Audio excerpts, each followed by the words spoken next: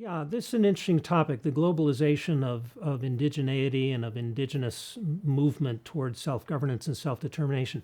I think there's enormous potential out there. I think we are seeing some comparable movements across, certainly within the so-called Kansas states, Canada, Australia, New Zealand, the US, but even beyond those states, I think we're seeing growing numbers of indigenous communities who are saying we want to be in the driver's seat in our own affairs.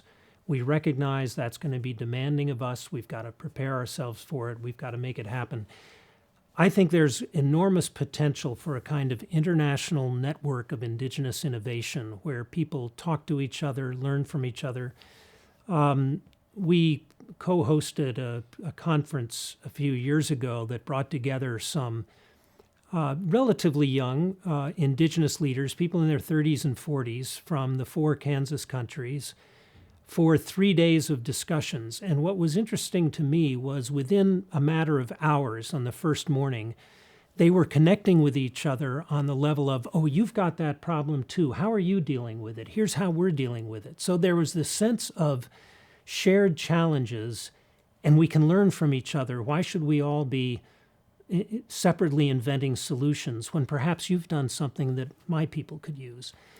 I think there's enormous potential for that, and my hope is that as this work goes on, that we can, in a sense, facilitate and stimulate more of those kinds of conversations, because I think the benefits are enormous.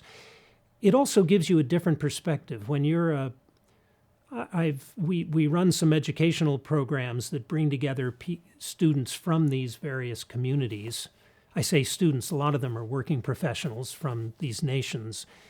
And the feedback that we get, which is always a little disheartening to professors because you go in there and teach, but then when you look at the feedback, what they all say is, God, we learned so much from each other. And they focus on, what a great thing it was to be able to meet with this person from New Zealand or from British Columbia and hear about what they'd gone through and hear about the strategies they were coming up with and recognize we're not alone. We can talk to each other. We can learn from each other. So I just think there's enormous potential there. And the biggest challenge is some of these countries are far away from each other. It can get expensive. But that's the kind of